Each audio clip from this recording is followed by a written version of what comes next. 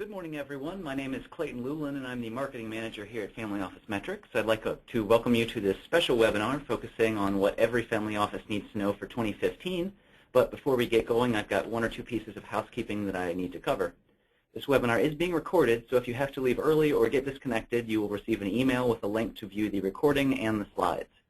There will be a Q&A session with John and Paul following the webinar, so please ask your questions via the Questions tab on the GoToWebinar software. If for any reason we don't get to your question during the webinar, we will follow up with you afterwards. Also, don't forget to check out our website, FamilyOfficeMetrics.com, where you can register for all of our events, even upload a resume or job description for Family Office Executive Placement, as well as download white papers and research. Our website is also the best place to get details on the many consulting services FOM has to offer SFOs, wealth advisors, not to mention technology and service providers. It is now my pleasure to welcome John Carroll and Paul McKibben. John is the President and CEO of FOM, and Paul is our Managing Director. Good morning, guys. Thank you, Clayton. This is John Carroll, and I'm joined by Paul McKibben. Thank you, Clayton. And thanks to all of you for joining us this morning. We appreciate you taking time out of your schedules to spend a little time with us as we reflect on what we think is going to happen this year and what you should pay attention to. We're going to cover three topics, and those are going to be, first off, we'll talk about technology, and we'll also talk about, secondly, executive compensation, and then finally we'll talk a little bit about risk and risk management. We are actively involved right now in working with clients, single-family offices in all three of those areas, and we are excited about some of the new developments in the technology field, and also in the work that we're doing around executive comp, search and selection, and also some of the work that we're doing in risk management and risk control. So that's what we're going to cover today, and I think we've got some interesting topics, ideas, and thoughts to share with you. And we're also interested in your feedback on these topics. And as Clayton mentioned, you have the ability to ping us with questions throughout. And if you have a question, please send it along, and we'll be sure to address it at the end. So first off, looking at technology, I want to say that the marketplace right now is in motion big time. And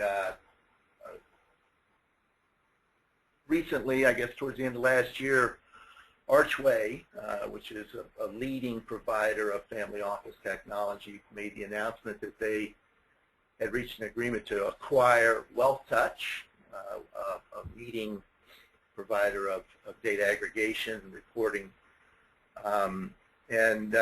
So that's a really interesting combination, and I think that we are excited about the opportunity that it presents, and I think there are certain reasons why the deal makes sense. Clearly, it gives Archway an access to an institutional market that WealthTouch developed over its life that I think Archway will enjoy now. When I say institutional, I mean institutional clients like large private banks and custodians. And I think that if potentially we'll have the option or opportunity to, Archway will have the opportunity to add to its reporting capabilities, because WealthTouch did a pretty good job of providing detailed client reporting. I think one of the things that's kind of an interesting aspect of this is pricing, and how the pricing of Archway will be affected by this acquisition. You know, when early on in the early days of WealthTouch, it was a pretty hefty price tag, as I recall, in some of the situations we were in evaluating the solution. Well into the six figures. I think in recent years, maybe in the last year or so, they came down in that pricing, maybe low fives. But I'm just wondering if that now is something that is going to change the pricing schedule of Archway, or that's going to be something that's going to be added in, kind of a free Archway's pricing mechanism will stay the same. And I wonder about current clients, whether or not they'll see the benefits of this additional capability without experiencing a change in their fees. So, a couple of questions out there. And Paul, I know you have some thoughts on this. Yeah, well, let me start by just the general comment that we're in a moment of market consolidation where people are doing acquisitions, and that's not usually the news we come to report in this one time a year when we sit down and like analysts get to sort of speculate on what's going on and what the trends in the industry are. Usually the news is that there are new entrants, right? That there are 6 or 8 new platforms that have decided to take a shot at the family office market and think that they can do well there, coming from another niche, right? This is quite different. This is a moment when we see companies that have been in this niche for a fairly long time, either being acquired because they decided to get out of it or because someone has achieved some success. So I think with respect to pricing, John, price pressure has been downward in the family office world on systems. If we backed up 4 or 5 years and looked at the price for the principal systems that we put in, right, sort of routinely into single-family offices, the prices haven't changed that much, and if anything, they've trended downward, especially with the comprehensive reporting packages. So, as you said, 6 figures minimum to get into one of these a few years back, and with the arrival of Adapar, with the move of all of those providers towards trying to break a little bit into the intermediary market, pricing came down in all of them, and so for maybe 2/3 of what it was initially. So I think the pricing pressure has been downward. It'll be interesting to see if this reverses that trend or continues that trend. Well, now, I mean, I know that both Archway is a major significant player in the family office technology market. Significant share, relatively speaking, and WealthTouch obviously had a great number of clients, but I don't think that this represents in any way a monopoly power or anything. I don't think they're going to be able to dictate price to market, but that's just one of the big sort of consolidations. I mean, the one that just happened last week, that was I was shocked when I saw that SSNC, Bill Stone, had arrived at an agreement with Peter Hess, I think, at Advent to purchase Advent, and that means not just APX, but it means Geneva and Moxie and all of the Black Diamond, all of those products. And of course, SSNC has always had a family office product, Total Return, which gosh, when I worked in a family office back in the 90s, I used Total Return. And I think it's still actively used by some of our clients are still using Total Return. I think that SSNC's growth over the years, Bill Stone, he just bought company after company. I mean, I think his strategy, and he's taking his company public, and his strategy has been to grow through acquisition. So I'm not sure about an organic growth. And I think Advent's growth may have leveled off too. I don't know. They're a huge and dominant player in the hedge fund space and the RIA space. So maybe as a mature company, their growth was leveling off, and this was a good way for them to increase scale. Because if I'm not mistaken, Paul, I think you know about this better than I do, but SSNC is a dominant player in the fund admin space. Their Total Return product is used extensively in fund admin. Right. And of course, Geneva is a big is a major solution adopted by many fund administrators. Yeah, in many ways, I'd say the Geneva acquisition is the more interesting one, in the sense that now SSNC will have a very strong position in the fund administration space. But I want to go back for a second to the Archway acquisition and raise a question, because if you look at Wealth Touch and Archway, one of the things that you and I were discussing is, well, what's the complementarity between the two? If I've got let's say a custodial integration network, custodial interface network, and I acquire a new one, how much do those benefit one another?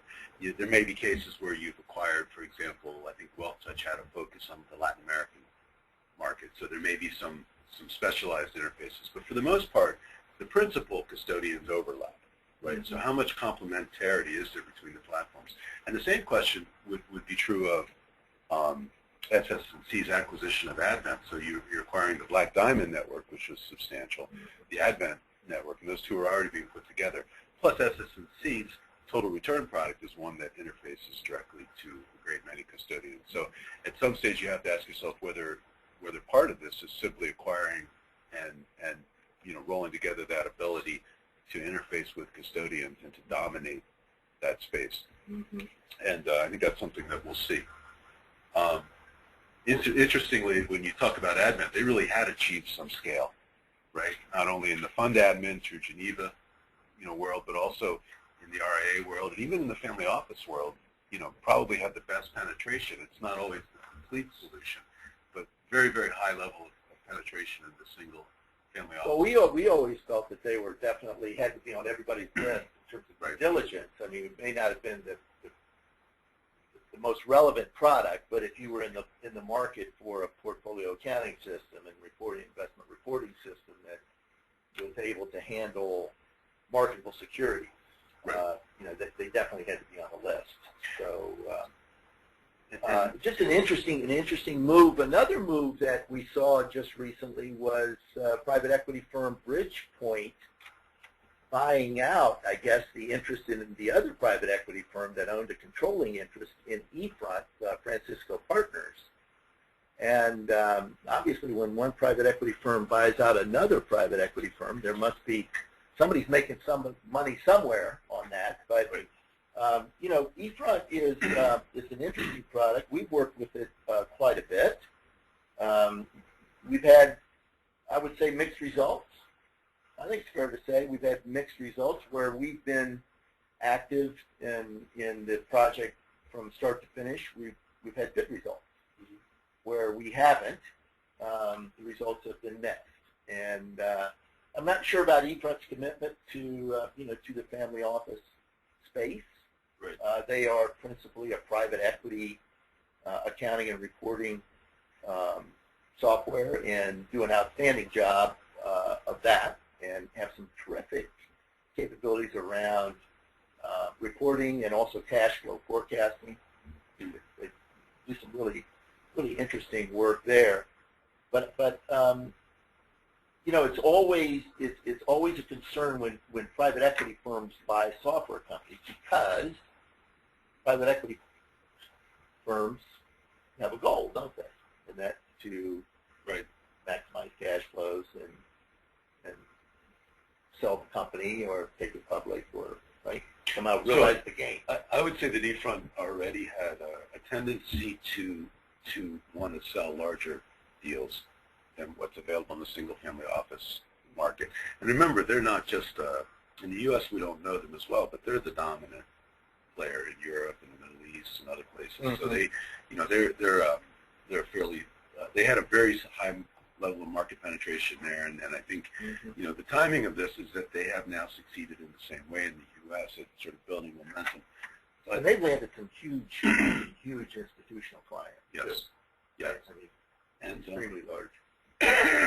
So I think you're right. Well, between the private equity angle and the fact that they already were turning towards larger deals, it'll be interesting to see if they stay in the family office space. Now, remember, we said the same thing just a few years back, though, about Investran. True. When SunGard was rolled out, and of course, Investran has continued to enhance their product, to focus on the single-family office market. It's not their principal marketplace, but they always do a credible job and always bring their full skill set to the job, and they have stuck with the family office marketplace now for a considerable number of years in a way that other players have not been able to do. They do seem to be, yes, you're right about that. Investran does seem to be interested in the single-family office segment. Right. And they pay attention. I know they do that in their user conference. So, and then, an acquisition that happened, I guess almost a year ago now. Investment bought PerTrack and rolled it up with another major investment analytics title that they owned. And in this case, I think this is an example of where the sum of the parts really is equal, or it's greater than the whole, because eVestment really has a terrific spectrum of offering across investment analytics. And those of you who don't know that firm and don't know what its products are, take a look at them. They do some really good work. Well, and even before the acquisition, PerTrack was quietly probably the largest single-family office penetration of any software. I think you're right. We often were surprised when we sit down and talk with them and find out that their numbers of clients were not in the tens like many platforms, but in fact in the multiple hundreds. And I think that level of penetration will not have changed, and they're continuing to, with the new backer there, I imagine they're continuing to be a dominant player in that space. Although they've been quiet in the last year in this space, I would say. And so this kind of leads us into, just gave you some opinions on what we think is going on with these acquisitions. Into some firms that we think are worth keeping an eye on. If you don't know these firms, check them out. We haven't worked with all of them. We've worked with most of them, but some of them are relatively new to us and to the space, and so we're interested in following up and actively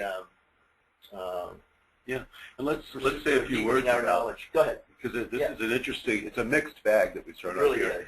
And so these aren't just new players. These are players, some of which are new, some of whom we think are underappreciated in the family office space, and then some of whom have made, rather a lot of noise in the family office space. Right. So let's talk first about the upper right corner. Let's talk about Penny IT, the underappreciated side.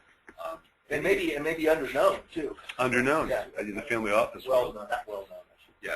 This is a general ledger package with a very strong partnership accounting add-on. They've generally stayed away from marketable securities, but it's an unusual positioning. They began as a general ledger. They focus on that. They're extremely good in the tax space. And I would say Penny is a really strong platform that is underutilized and relatively unknown in the single-family office space. And we know a client who just finished an implementation of Penny IT and extremely happy.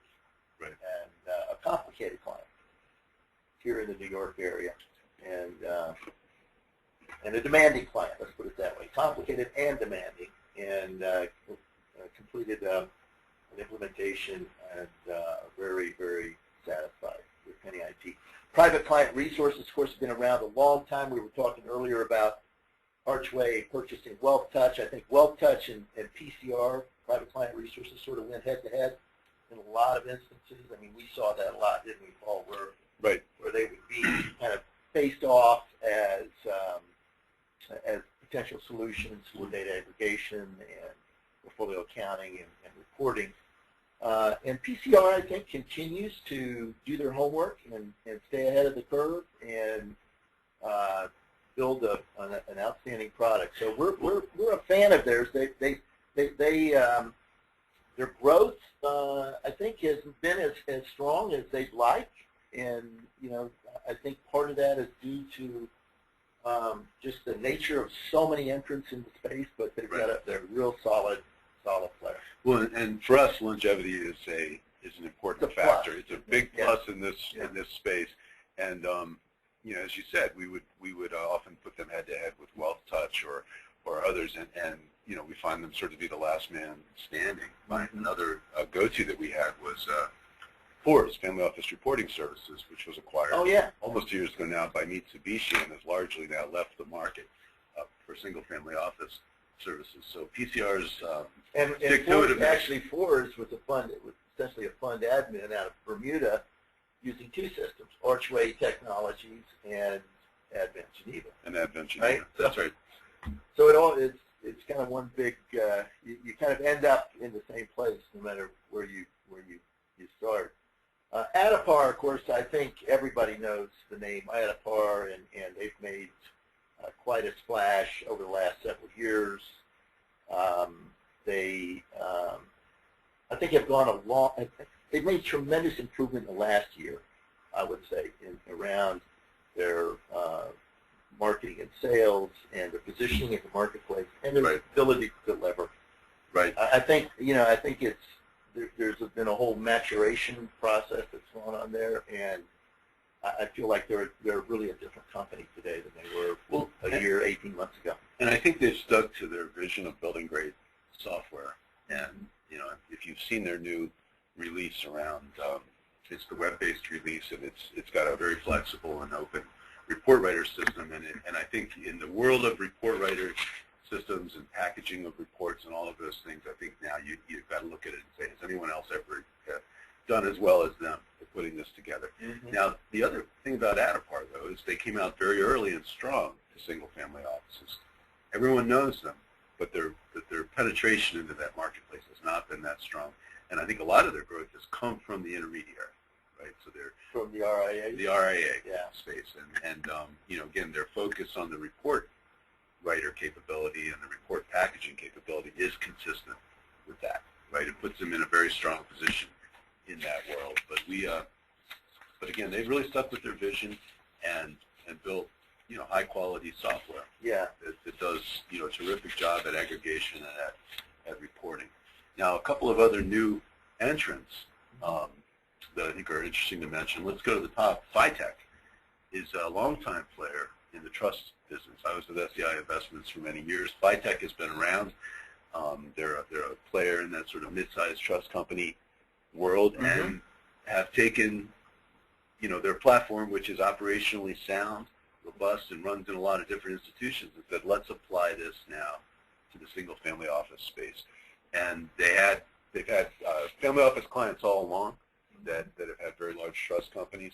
And so it's an interesting entrance and a broad platform that's both broad and deep.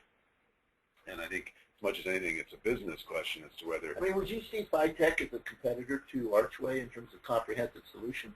We'd have to look at the pricing, right, on a particular client. But yes, I mean, as far as being capable of being a comprehensive platform, mm-hmm. I would say yes. Probably less general ledger centric, more marketable security centric, but with the added advantage that it's a full-featured trust accounting. Now, Cogency is another firm that has had a pretty long history to date in the hedge fund space. Is that right? The hedge fund and private equity fund space. Right. And we put them on the list because they've been around. They're still a relatively small firm. They're closely held, mm-hmm. and highly profitable. And they have, over the past couple of years, in my view, built as credible approach as anyone to some of the more difficult problems in the single-family office space. So, for example, their ability to handle tiered ownership structures, partnership accounting, and the way those two blend in a single-family office is, I think, as good as anyone has put together. And if you look at the research on their website, you'll see that they took a thought leader approach in doing this and tried to do it right from the start. They also have a very strong ability to do something that most of the other platforms have not yet arrived at, which is attribution analysis. So one of the things that we see all the time is that the accounting platforms and the portfolio risk and reporting platforms really don't meet easily. Okay, they don't blend together easily. Cogency has really, like eFront did, mm-hmm. pushed up into the space where they're not only doing full-blown performance reporting across complex fund of funds, but also attribution analysis. And I think so a couple of really strong features there. A small company with single-family office clients here and abroad, and we think that they're a player to watch in the coming years. And again, because they're closely held and owned by the employees, they have the ability to do this. They're nimble. They're nimble. Yeah. ClearServe is a firm that we just became aware of last year. I'd say mid-year, and it's a young firm. I would call it a new entrant, wouldn't you, Paul? Yeah.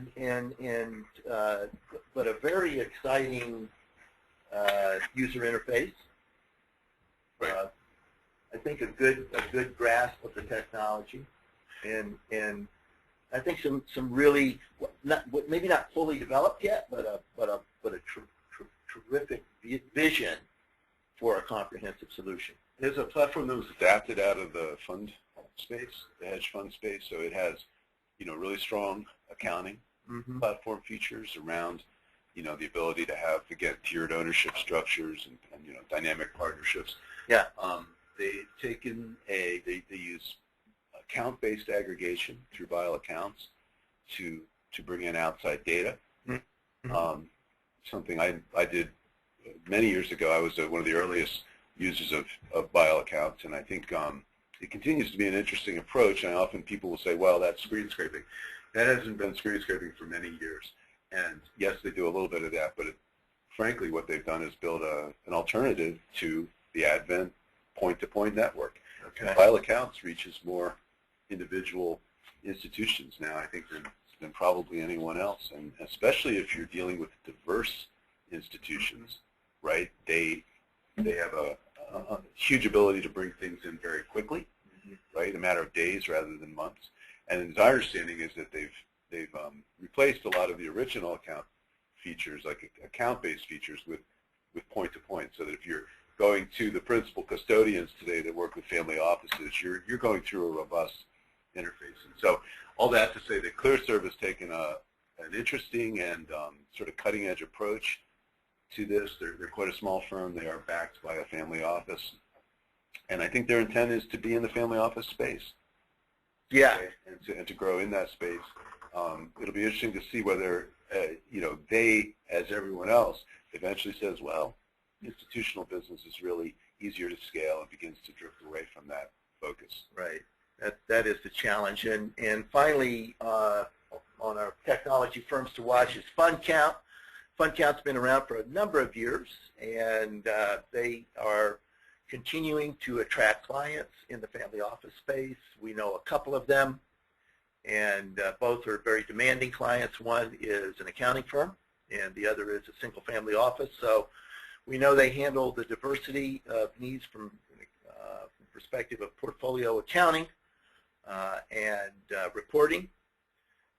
Ease of use, I think, is a real feature of Fundcount. It is a very flexible system and produces a ledger in terms of like an investment subledger. You will need to hook up to something to pay your bills and that sort of thing if you need a full-blown ledger. But it does an awful lot, and is really a great and relatively fairly priced solution for many situations. So if you don't know Fundcount, take a look at them. So that's really, those are our kind of thoughts on some firms to watch. I know we've left some out, but Paul and I follow about 75 firms, and we just picked a handful today to talk about. If there is a firm that you'd like to know more about, specifically, just give us a buzz. Drop us a line, give us a call, and we'll be happy to talk to you about that firm and give you our thoughts. Next topic is executive comp, and as many of you may know, Family Office Metrics is now involved in executive search and compensation matters, principally because at the end of many of our consulting assignments, the recommendation we made to our client was, you need to hire somebody.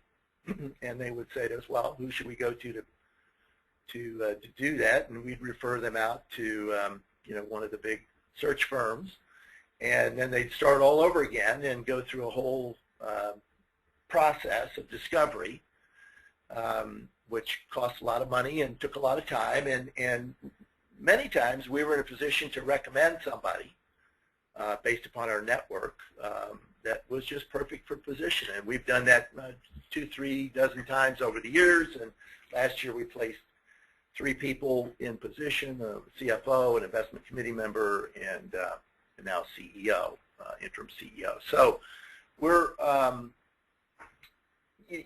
we're working with both sides of the equation, both the buy side and the sell side. So it's important for us to reach out to people who are interested in looking for a new position, and of course we maintain confidentiality and discretion and all that. But we also are happy to work with families and offices who are looking for C-level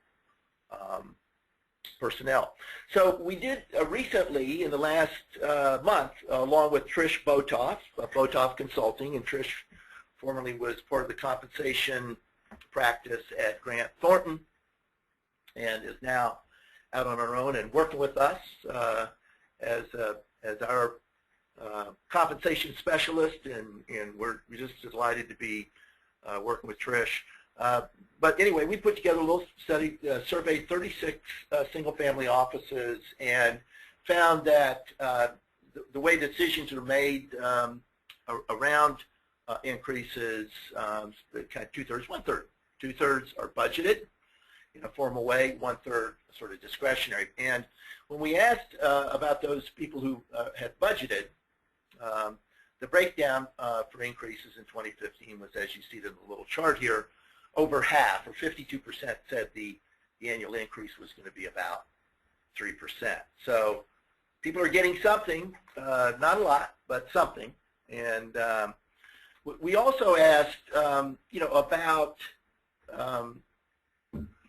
incentive comp and how many single-family offices use incentive compensation in addition to this sort of standard salary increase. And of the 36 that we surveyed, 86% of those single-family offices said to us, yes, they do use incentive compensation. So a bonuses essentially. So, I think the message here is that if you're thinking about executing on a strategy this year, or you're the person whose compensation is going to be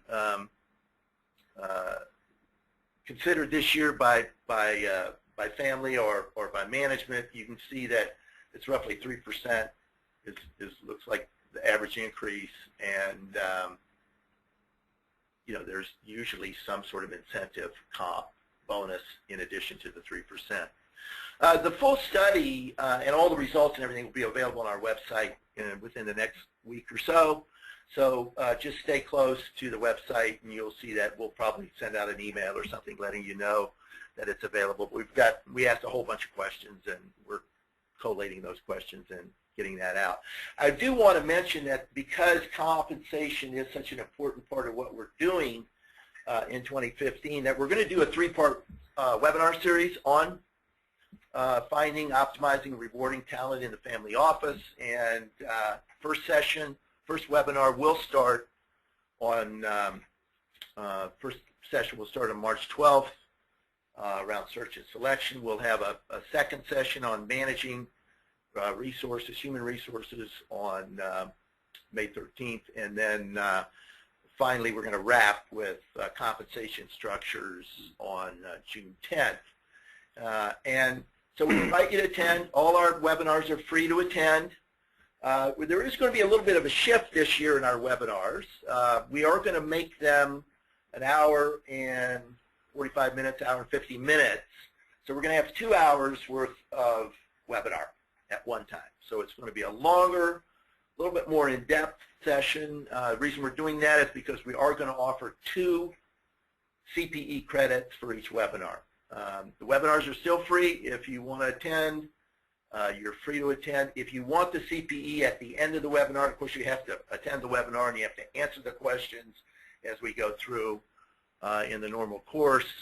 And then at the end, you'll have an opportunity to say, yes, I'd like the CPE. You click on a link, and then we'll ask you to give us $49 to cover shipping and handling, and we'll send you out your certificate for 2 CPE hours.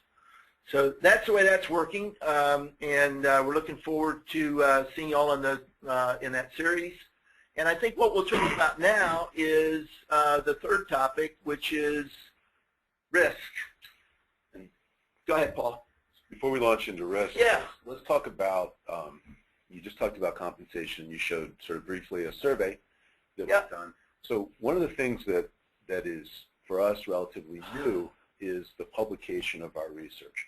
So historically, you know, we're the ultimate insider research firm. We've done dozens of activities-based analyses, cost studies of family offices. We've done,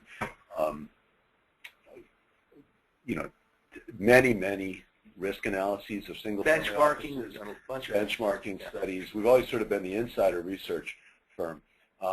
Last year we published 3 studies. The first was a look at treasury functionality inside of banks and the ways in which single-family offices use it and the ways in which the features that are there either are suited or not suited to the single-family office. Correct. The second was this compensation research, and now we're going to talk, which John has just gone through, and the third we're going to talk about now, which is some of our risk research in the last year.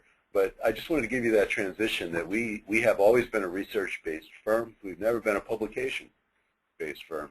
And what we're trying to do now is take some of our benchmark data and put it out where the industry can get to it and see it, and we can begin to take advantage of the literally hundreds of studies that we do of single-family offices. Yeah. Where we acquire this very valuable data. I think our goal is to increase the knowledge base in the industry. Right. You know, some of our research is funded, and some of it we just do on our own because we're interested in it. And so I think we always want to do research on topics of importance. Right. That's a key. And John, this grows out of our work on technology. You mentioned we track 75 technology platforms roughly, and all of that is through casework, through requests for information, through interviews with single-family offices, through many reference calls. So again, sort of the insider view of technology is one of the things that we've been known for, and what we're doing is sort of showing that we do this in a lot of areas, and benchmarking is something that we're happy to talk to you about, and that we do track a lot of data on a lot of different fronts. Correct. Now, on the risk front, we're going to talk about the Family Enterprise Risk Index, and we worked with, this is a sponsored study, we worked with Crystal and Company. They're, I think, the largest family-owned, insurance brokerage in the U.S., and terrific firm. Terrific firm, very focused on the family enterprise marketplace and on family offices and on this industry, and brought a tremendous amount of thought leadership around the problem of transferring risk or insuring risk, and also enterprise risk management. And over the years, as I said, we've done probably 50 risk studies in single family offices where we, based on the COSO framework, have gone in and in many, broadly looked at the risk controls that are in place in single-family offices. And so this was an opportunity for both of us to sort of, put our research together and to go out to the industry and take a broad look at risk amongst the individual family enterprise. We had 159 respondents. That's right. I think we had a mailing out to almost 800 single-family offices or enterprise families, not all single-family offices, but enterprise families. And we got, I want to say, 119 direct responses. We got 40, I think, which were anonymous, right, which added up to 159, which is about 16%, which is a pretty good hit rate. Right. We're pretty happy about that, and as I recall, it was one of the, like third or fourth largest studies that had ever been done of single-family offices. I think some of the, Right. and some others that had more respondents, but 159 respondents is a pretty good number. And we learned some interesting things in that study, didn't we? We did. And by the way, we did publish a summary of the study, which is available on the internet. And if you just go and Google Family Enterprise Risk Index, you'll see a microsite pop up, and you can just go on and grab the study from that if you haven't already seen it. But I expect that many of the people on this phone have seen the study. Right. So we really had two goals with this study, and one was to identify best practices. And the other was, this isn't just a survey. We're not just coming out and saying this is what the industry in general does. Yeah. It actually was a study where each respondent can do an individual risk index. And this is how we've historically done our work, is right. We would do an individualized study, and so we were able to do that in this instance as well, where we benchmark you against your peers, but can show your individual responses and show your score against an absolute. And this is the well, two things. One is the methodology, and then the scoring, which I was talking about. Yeah. On the methodology, most enterprise risk management is geared around two dimensions. And one, of course, is the impact of the risk. What are we talking about? Something smaller or very expensive and large. But the other, typically, the dimension is what's the probability of this happening? And we did it quite differently. We went out and looked at it from an ability to control standpoint and the nature of the control that you exercise. And we did that because family enterprises, unlike large corporations, right, generally some of the risk that they run is less about how likely they are than what the impact is to the family. So the death of a family member in some situation, or loss of reputation, they may not be extremely likely, but they're extremely important. Yeah. So it's control, no control versus probability, high or Exactly. low. Control, no control. Yeah. The nature of the control. Yeah. And so we divided it broadly into three areas. One is there are high-risk areas, high-impact risk that you really cannot control, and everyone knows that you transfer that risk by buying insurance, right? Okay. Finance that risk.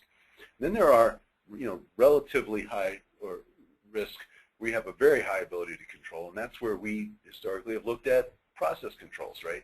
So you staff it. You staff it. You put people on it. You have dual controls around wires going out, things like that. And then the other area, which is we call the managed quadrant, is really the one where the governance of the family office meets the problem, right? So to what degree can you count on family members, for example, to maintain security in social media, or to what degree are they risk takers in their travel, or in their do they have properties that are in high-risk areas? Everything that has to do with the family begins to be more complex, and of course this is where the industry focuses over time.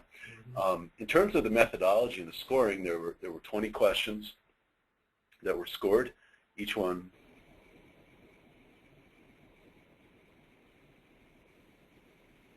if we look at the scale going from left to right, A to F, right, you will see that the industry in general was relatively unprepared for most of the risks, which somewhat surprised us. One of the interesting disconnects was that virtually everyone said, oh, we care a lot about risk. We look broadly, we do it at the right levels, but almost all of them as well had to confess that they almost never brought the family perspective into the total picture, because it's difficult, right? It's difficult, and it involves again, governance structures and a way of looking at risk that's not typically done inside of a corporation, for example. On a curve, what we really focused on was, if you look at the A category, the sweet 16, right, the top performers in top this, 10%. what we really learned was that they were rather remarkable in not only did they score higher in general, but they scored higher in everything, right? So people that have a high risk focus tend to look broadly, they tend to look deep, and they tend to focus on all the right things. And so the learning that we got from looking at that group and how they did things was very valuable. And I think for other family offices and family enterprises, it's probably a very good place to start when you begin to say, how do I prioritize this enormous range of risks that a family enterprise runs? Mm-hmm. So when we apply this to the particular, to you taking this survey, and when I say you, I mean you, the family office executive,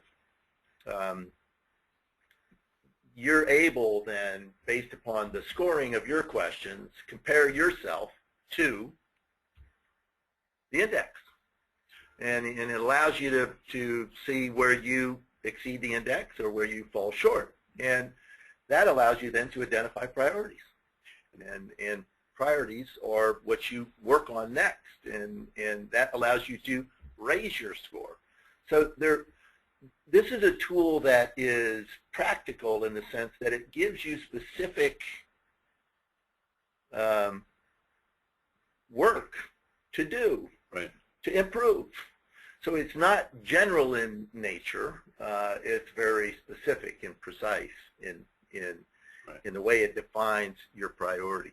And this slide we think of as the forest for the trees, but this is in fact one of our high flyers, one of our top 10%. And you can see that they're sort of head and shoulders above the industry in most areas. Interestingly, from their standpoint, one of the most difficult things that they were trying to learn to do was to do external reviews. Okay, and that was an area where they scored in fact lower in general. Maybe not because they weren't really doing as good a job, but because they're determined to be the best. And what was, what we were able to do with them as a client was to say, okay, an external review of a family office's breadth of risk is a relatively difficult thing to do. You can bring in an accounting firm for agreed upon procedures. They'll look at the financial statements. They'll focus on that area. But what about that fiduciary risk? Right? What about the administration of the trust or the agreement that the grantor has with the head of the office, and to not mention to the beneficiary the assets in the trust? And what about technology and IT and security and social media and stuff like that? So family offices face family offices are quite small companies despite the size of their assets, but they face a very broad range of risks, and they have to be smart about the way they address them. And so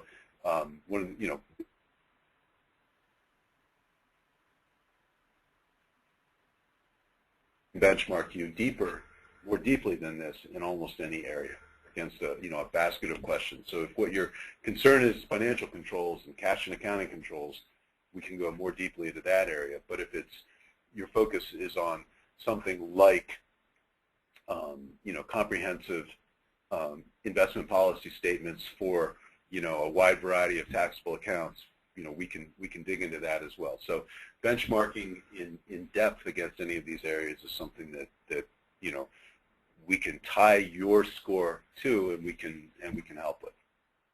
Right. I think that our basic view of the level of success of risk management by the single-family office was confirmed by this study. I mean, we've done a couple of, maybe 3 dozen of these risk assessments, risk control reviews over the years, and had our point of view on what we thought the major issues were, the priorities, and essentially how well people do or did on average when we did the risk assessment or the risk control review. And that was confirmed. That was confirmed by this study of 159. So I think the average score was 60. So there's a lot of room for improvement. There were quite a number of firms who didn't score well, and we saw that when we looked at the original scores. Even when we curved the scores, and made the average score 75 or 76, there were still obviously firms that family offices that didn't do well. So, but even the firms that were in the top tier want to improve, and we've discussed the risk index their performance versus the index with them, several firms now, maybe 4 or 5 firms now, individually, and every single one has taken away something that they want to work on and improve. So I think it's a good tool for self-improvement, and it's definitely something that we recommend that you take advantage of. So if you want to know more, give us a call.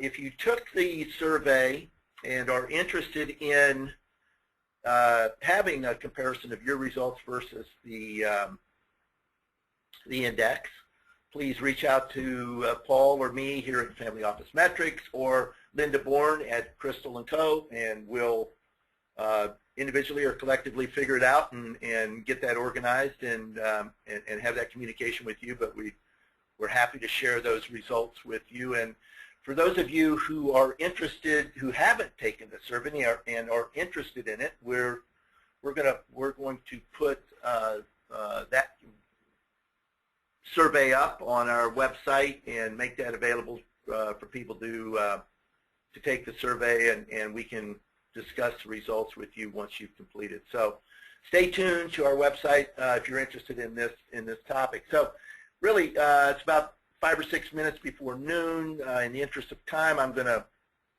say that concludes our formal remarks about what you need to know about technology and compensation and risk for 2015. We're actively engaged in all of these areas and working with clients. Paul and I are real busy right now. It's good to be busy. And our firm is growing, and we're excited about this year. We believe it's going to be a prosperous year for our industry and for us. As I mentioned, our next webinar, and first in the series of 3, 2 hours, or essentially an hour, 40 minutes, 45 minutes long for 2 CPE credits if you want them, starting on, I think it's March 12th. So why don't we take some questions now? Are there questions? Let me look at the question queue and see if we've got some questions here. Hey, John, I actually recorded one from earlier, if I could shoot that to you. Okay, thanks, Clayton. It was, so you talked about the consolidation of the technology providers at the beginning of the webinar, and do you guys see that as a positive or negative for family offices?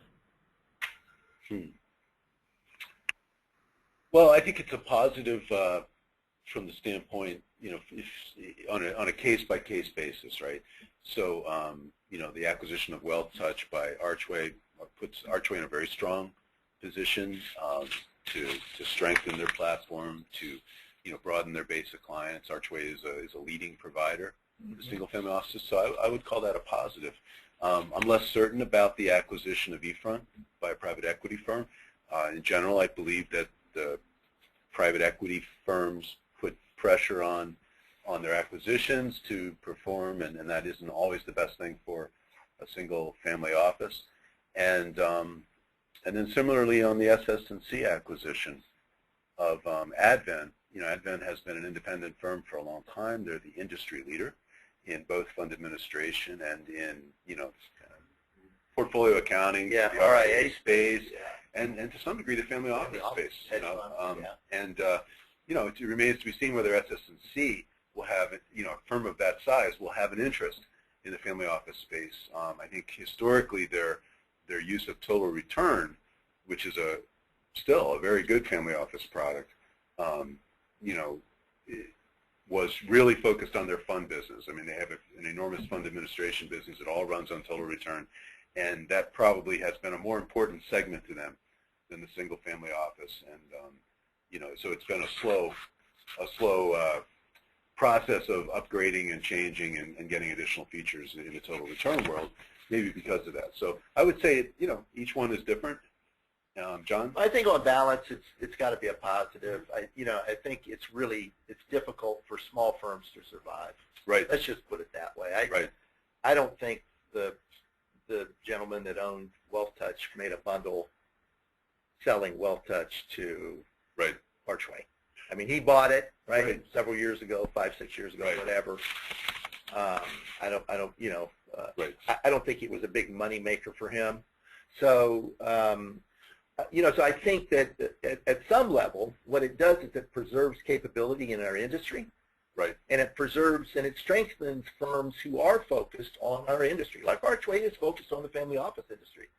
Right. I mean, that's true. They are, that's a major and maybe even a primary segment for them. If you talk to them, I think they're very interested in continuing to expand in the single family office and the multifamily office market. So I think anytime you have consolidation that improves the financial condition and also enhances the capabilities, the offering, that's a good thing. Right.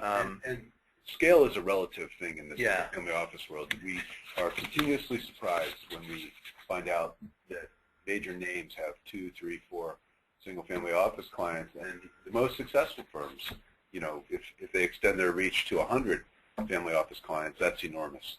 And I think Archway now has sort of reached that area where Yeah. they've achieved some scale in the single-family office space, but that's got to be a positive for someone to sustain a focus to that level. I think is a good thing, and we expect good things from it. Mm-hmm. Mm-hmm.